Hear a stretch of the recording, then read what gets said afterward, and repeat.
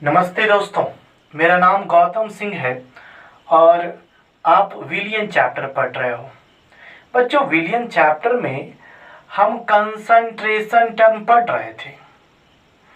Concentration term कितना महत्व रखता है हमारे जीवन में, एक घटना से मैं आपको समझाता हूँ। बच्चों, मेरे घर मेरा एक दोस्त आया। मैंने अपने दोस्त को चाय ऑफर किया। मैंने उससे पूछा कि चाय कैसा पियोगे, मीठा या थोड़ा मीठा।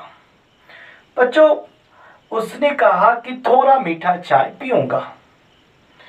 मैंने जब चाय उसे दिया, पीने के बाद उसने कहा कि चाय अधिक मीठी है। लेकिन मैंने पिया तो मैंने कहा चाय तो थोड़ी मीठी है। बच्चों, इस बात को लेकर के हम दोनों के बीच बहस छिड़ गया। अंततः हमने निष्कर्ष निकाला कि ना चाय थोड़ी मीठी है ना अत्यधिक मीठी है, चाय मीठी है।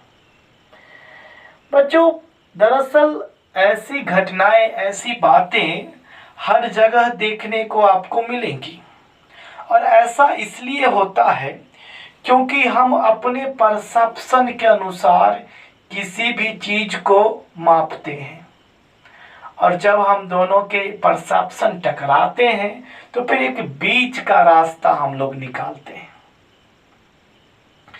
बच्चों, सांद्रता इन्हीं सारे प्रॉब्लम को दूर करने के लिए दिया गया है। एक बात मैं बतलाऊं कि अगर हम थोड़ा और बहुत शब्द का प्रयोग करते हुए किसी भी पदार्थ को बनाए, कोई कंपनी अगर ऐसा करे तो लेने के देने पड़ जाएंगे। जैसे एग्जाम्पल बच्चों, जैसे मोर्टीन का लिक्विड आपने देखा था पिछले लेक्चर में। बच्चों, उसमें 1.6% W/W ट्रांसफ्लूथरीन था। अगर हम इस कंसंट्रेशन का यूज ना करके हम बोले कि थोड़ा सा ट्रांसफ्लूथरीन उसमें डाल दीजिए। अब थोड़ा कितना? बच्चों, थोड़ा के चक्कर में अगर ज्यादा हो गया तो उससे व्यक्ति की मौत हो सकती है। बच्चों, आप कंसंट्रेशन टर्म को समझ गए होंगे कि ये आपके लिए और हमारे लिए कितना महत्वपूर्ण है। आज का जो कंसंट्रेशन टर्म है, इसमें हम लोग द्रव्यमान आयतन प्रतिशत पढ़ेंगे। देखिए, ये तीसरा है द्रव्यमान आयतन प्रतिशत। इसको बच्चों आप लिखोगे मास वॉल्यूम परसेंटेज। इसको शॉर्ट में बच्चों परसेंट W/V से डिनोट करते हैं। आइए समझते हैं और इसको परिभाषित करते हैं कि ये द्रव्यमान आयतन प्रतिशत होता क्या है। बच्चों, आप जानते हो कि कोई भी विलयन है तो विलयन में एक विलायक होगा और दूसरा विलय होगा। तो हम लोग ऊपर लिखेंगे विलय का द्रव्यमान बट्टे विलयन का आयतन गुने 100। बच्चों, जब भी आपको द्रव्यमान आयतन प्रतिशत निकालना हो तो आप लिखोगे ऊपर विलय का द्रव्यमान बट्टा विलयन का आयतन गुने 100। बच्चों, द्रव्यमान आयतन प्रतिशत ज्यादातर जो मेडिसिन बनाने वाली कंपनियां हैं वो प्रयोग में लाती हैं। जैसे हम आपको यहाँ पर द्रव्यमान आयतन प्रतिशत निकाल के बतलाते हैं। बच्चों मेरे पास एक कप सिरप है और कप सिरप में लिखा हुआ है each 5 ml contains 50 milligram guaifenesin.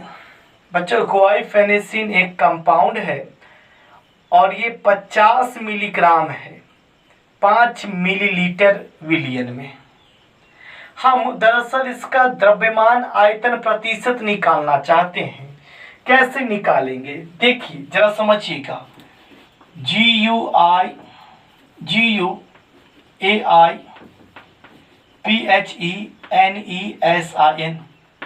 Guaifenesin दरअसल 50 मिलीग्राम है और जो सॉल्यूशन है बच्चों विलियन, ये दरअसल 5 ml है। अब क्या करो, ये जो 50 मिलीग्राम है इसको आप ग्राम में कन्वर्ट कर लो। 50 मिलीग्राम को ग्राम में कन्वर्ट करोगे तो 100 से डिवाइड करना पड़ेगा। बच्चों ये वैल्यू आ गया 0.5 ग्राम। अब आइए द्रव्यमान आयतन प्रतिशत फाइंड करते हैं। द्रव्यमान आयतन प्रतिशत को %W/V से डिनोट करते हैं। देखिए यहाँ पर जो विलय है उसका द्रव्यमान कितना है तो 0.5 ग्राम है और जो विलियन है उसका आयतन कितना है तो 5 मिलीलीटर है गुने 100। बच्चों यहाँ पर देखिए गुआइफेनेसिन का द्रव्यमान आयतन प्रतिशत कितना आया है तो 10% W/V गुआइफेनेसिन कंपाउंड 100 ml विलियन में उपस्थित है। बच्चों इसी तरह से जितनी मेडिसिन की कंपनियां हैं वो द्रव्यमान आयतन प्रतिशत ही यूज करती हैं अलग अलग कंपाउंड के कंसंट्रेशन को दर्शाने के लिए। बच्चों हम अगले कंसंट्रेशन टर्म की ओर चलते हैं जिसे हम कहते हैं पार्ट्स पर मिलियन ppm। बच्चों पार्ट्स पर मिलियन क्या होता है आइए समझते हैं। ppm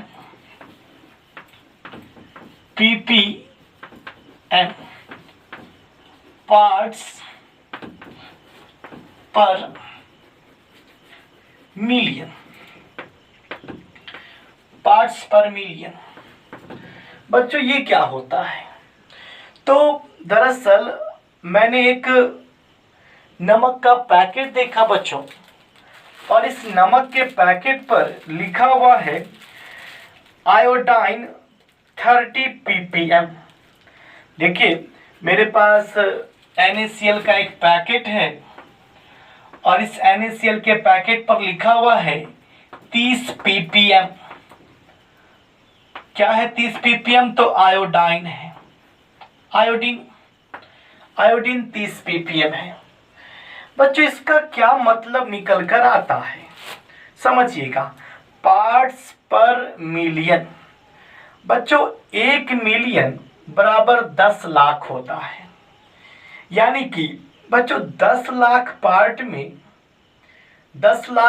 में ये जो आयोडाइन है उसका 30 पार्ट मौजूद है। देखिए अगर 30 ppm आयोडाइन लिखा हुआ है मतलब 1 मिलियन और 1 मिलियन बराबर होता है 10 लाख, तो 10 लाख पार्ट में 30 पार्ट आयोडाइन है। बच्चों अगर पानी में फ्लोराइड का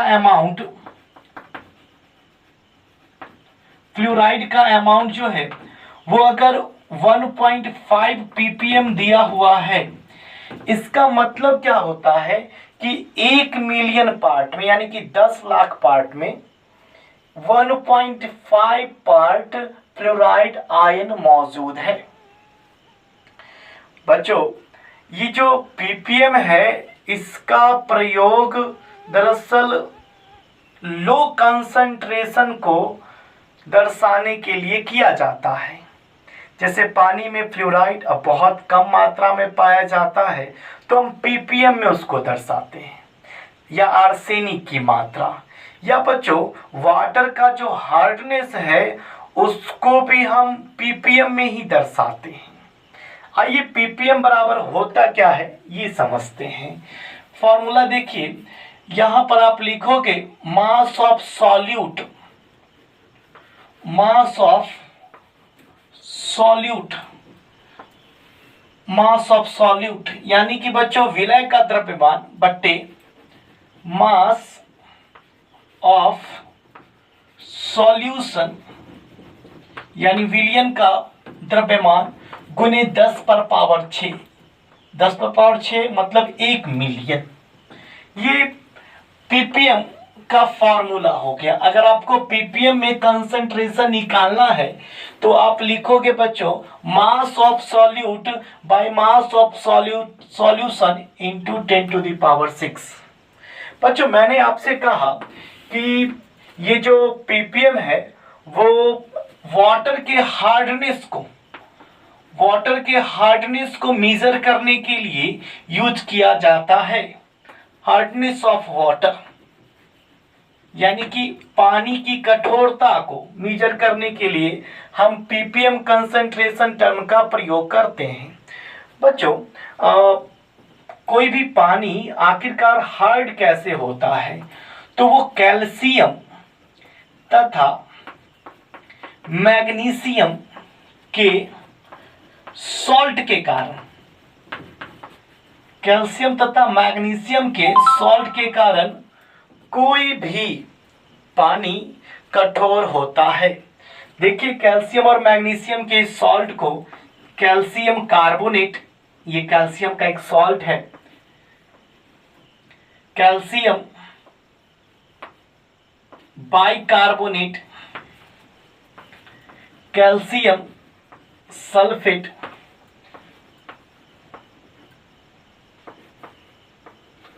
calcium phosphate, magnesium carbonate, magnesium sulphate.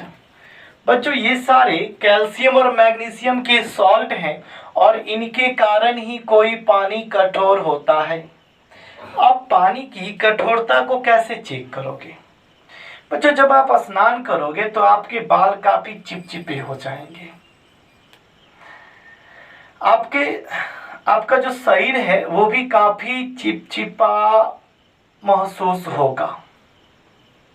बच्चों आप देखते होंगे कोई प्लम्बर जब नया नल फिट कर जाता है तो नल से काफी तेजी से पानी बाहर निकलता है और काफी ज्यादा मात्रा में, लेकिन धीरे धीरे 1 साल 1.5 साल बाद आप देखोगे कि नल से पानी निकलने का जो स्पीड है और जो मात्रा है वो कम हो गया है।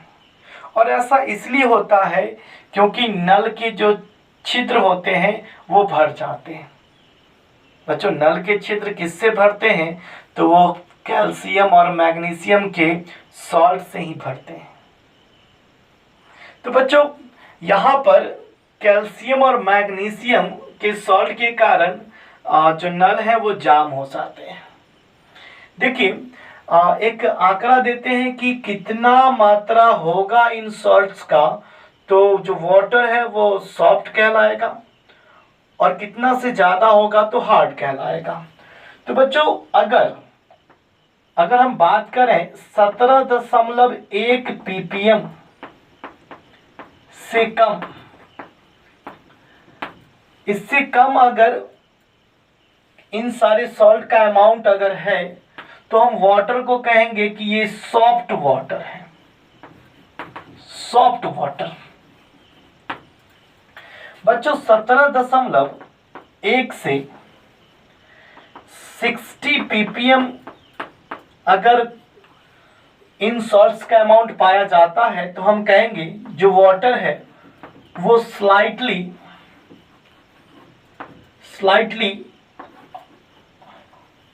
हार्ड हो जाता है। उसके बाद बच्चों स्लाइटली हार्ड नहीं, स्लाइटली सॉफ्ट। फिर 60 पीपीएम से 120 पीपीएम अगर इन सॉल्ट्स का अमाउंट पाया जाता है तो हम कहते हैं जो वाटर है वो मॉडरेट हार्ड है,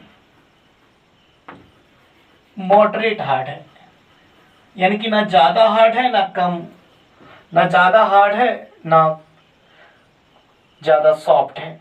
और बच्चों अगर 120 ppm से अधिक क्लोराइड आयन की मात्रा अगर अगर इन सॉल्ट्स की मात्रा पाई गई तो हम कहेंगे कि जो वाटर है वो हार्ड है, हार्ड वाटर। बच्चों हार्ड वाटर हमारे कपड़ों के लिए भी ठीक नहीं होता है, हमारे कपड़े इनसे जल्दी फट जाते हैं। बच्चों पीपीएम का यूज कहाँ किया जाता है ये आपने अच्छी तरह से समझ लिया है। हम चलिए एक क्वेश्चन देते हैं और उस क्वेश्चन के जरिए आपको कंसंट्रेशन निकालना है पीपीएम में। बच्चों क्वेश्चन है कि 7.5 ग्राम जल में 7.5 ग्राम जल में 18.2 ग्राम, फिर से सुनिए बच्चों, 7.5 ग्राम विलियन में 18.2 माइक्रोग्राम NaCl मिला हुआ है। तब NaCl का सांद्रता ppm में ज्ञात कीजिए। अब कैसे ppm में बच्चों ज्ञात करोगे? देखिए यहाँ पर आपको मैं बतलाऊं तो जो विलियन है सॉल्यूशन जो है बच्चों वो दरअसल 7.5 ग्राम है, और जो सॉल्यूट है वो 18.2 माइक्रोग्राम है। और आपसे पीपीएम में कंसंट्रेशन निकालने के लिए कह रहा है।